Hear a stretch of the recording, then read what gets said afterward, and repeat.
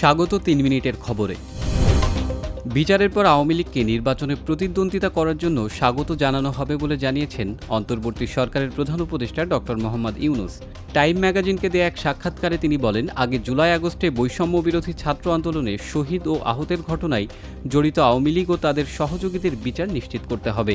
তারপর আওয়ামী লীগকে নির্বাচনে প্রতিদ্বন্দ্বিতা করার জন্য স্বাগত জানানো হবে। নির্বাচন নিয়ে তাড়াহুড়ো করতে চান না বলে উল্লেখ করেন প্রধান উপদেষ্টা। নবনিযুক্ত সিইসি ও নির্বাচন কমিশনাররা শপথ নেবেন আগামী রবিবার। এদিন দুপুরে তাদের শপথ পড়াবেন প্রধান বিচারপতি। সুপ্রিম কোর্টের সংশ্লিষ্ট শাখা থেকে এই তথ্য জানানো হয়েছে। বৃহস্পতিবার নতুন নির্বাচন কমিশন গঠন করে প্রজ্ঞাপন জারি করে সরকার। সিইসি এবং কমিশনার হিসেবে ৫ জনকে নিয়োগ দেন রাষ্ট্রপতি। প্রধান নির্বাচন কমিশনার বা সিইসি হিসেবে নিয়োগ পেয়েছেন সাবেক সচিব এএমএম নাসির উদ্দিন। কমিশনার হয়েছেন সাবেক অতিরিক্ত সচিব মোহাম্মদ আনোয়ারুল ইসলাম সরকার, সাবেক জেলা ও দায়রা জজ আব্দুর রহমানুল মাসুদ, সাবেক যুগ্ম সচিব বেগম তাহমিদা আহমেদ এবং ব্রিগেডিয়ার জেনারেল অবসরপ্রাপ্ত আবুল ফজল মোহাম্মদ সানাউল্লাহ।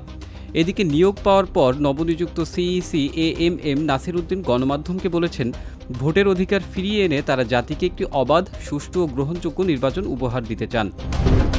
বাজারে পর্যাপ্ত মজুদ থাকা সত্ত্বেও কৃত্রিম সংকট তৈরি করে ভোগ্যপণ্যের বাজার অস্থিতিশীল করা হয়েছে বলে মন্তব্য করেছেন বাণিজ্য উপদেষ্টা শেখ বশির উদ্দিন। বৃহস্পতিবার চট্টগ্রামে এক মতবিনিময় সভায় তিনি বলেন, দেশে পণ্যের ঘাটতি নেই, তবে ডেলিভারি অর্ডার ও সাপ্লাই অর্ডার ব্যবস্থার কারণে বাজারে দাম বেড়েছে। বিদ্যমান লেনদেন পদ্ধতির কারণে বিভিন্ন পদক্ষেপ নেওয়ার পরও সমাধান হচ্ছে না। এই অবস্থায় পাইকারি থেকে খুচরা পর্যায়ে সব ধরনের লেনদেনে স্বচ্ছতা আনতে হবে বলে তিনি উল্লেখ করেন। জীবিত স্বামীকে মৃত দেখিয়ে মামলা করার অভিযোগে কুলসুম নামে এক নারীকে আটক করেছে পুলিশ।